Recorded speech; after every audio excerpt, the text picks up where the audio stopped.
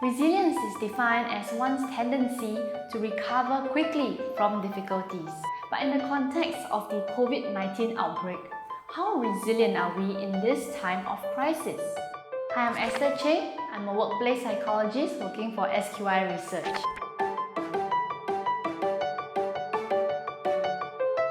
Well, there are different variations of resilience simply because our personalities are different. So resilience is one of the 4 components required to effectively manage change, coupled with adaptability, flexibility, and agility. This is SQI's definition of managing change that is supported by prior research and theories.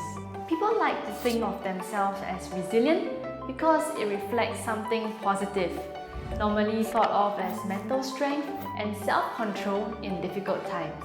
The truth is, people may not be as resilient as they like to be. Hence, we need to go deeper into the 2 psychological inclinations that make up resilience: bluntness endurance and perseverance. Bluntness endurance is the degree a person is able to take criticism. This is a main trait defined on a scale of being emotion able on one end and self-control on the other end of the spectrum. Being emotion able, one has the tendency to be moved by feelings and emotions. Meanwhile, if one has more self-control, it indicates a high degree to tolerate criticisms.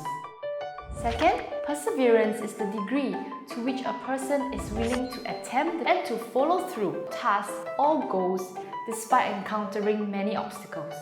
This is a main trait formed by move on and hold on 2 ends of the spectrum. Move on shows a tendency to change what is actionable and of sufficient value when obstacles are standing in the way. They can cause delay in achieving the desired outcome.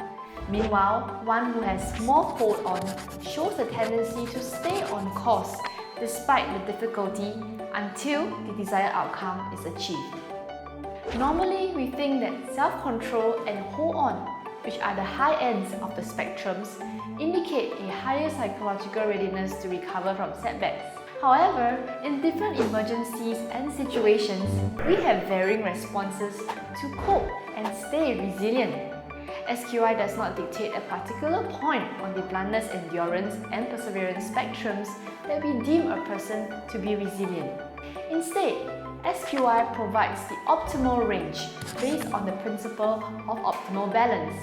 A person is considered resilient if his inclination for these traits fall within the optimal range.